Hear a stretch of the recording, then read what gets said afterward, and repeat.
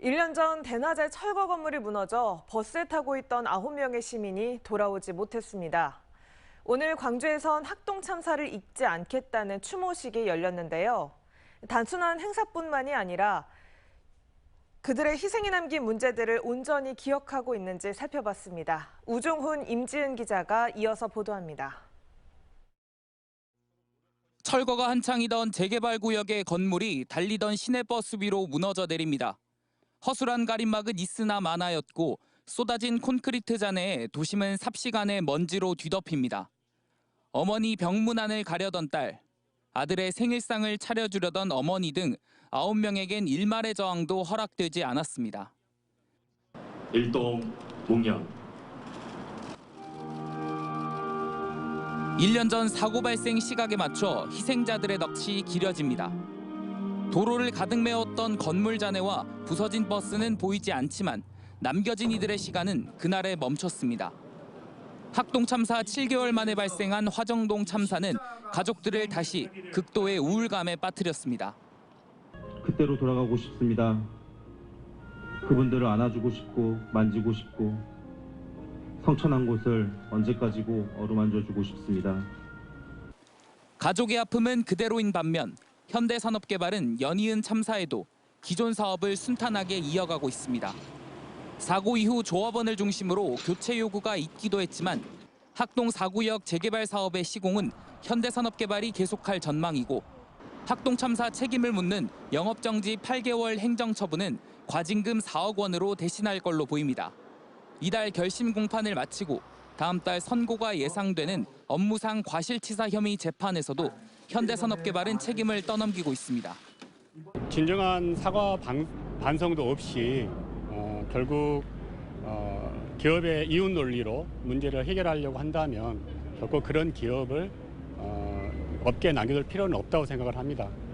현재 검토되고 있는 추모일 지정과 추모공원 조성 논의는 이후 대형 참사 재발을 막겠다는 광주시의 의지를 보여줄 가늠자가 될 것이란 지적이 나옵니다.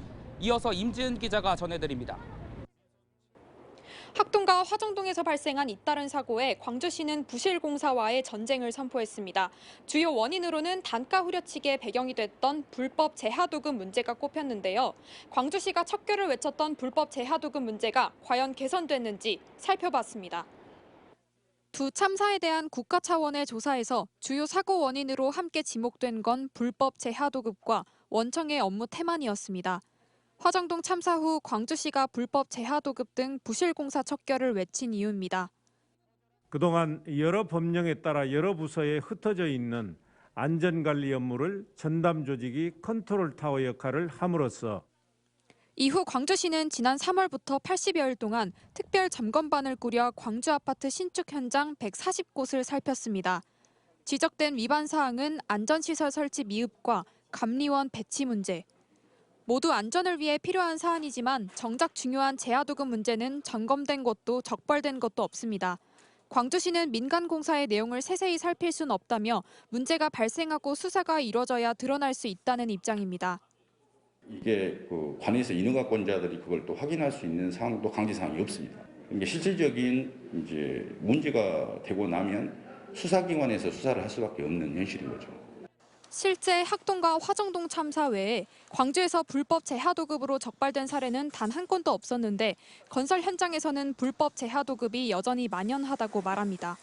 최근 노동자 한 명이 펌프차 붐대에 깔려 숨진 북구 아파트 신축 공사 현장 사고에서도 불법 재하도급 의혹이 불거진 만큼 드러나지 않았을 뿐이라는 겁니다.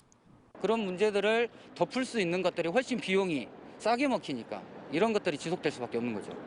전문가는 단기간에 여러 현장을 다니는 일정으론 제대로 된 점검이 이뤄질 수 없다며 법령이 없어서 적발하지 못했다는 건 불법 재하도급에 따른 참사를 막을 수 없다는 의미라고 지적합니다.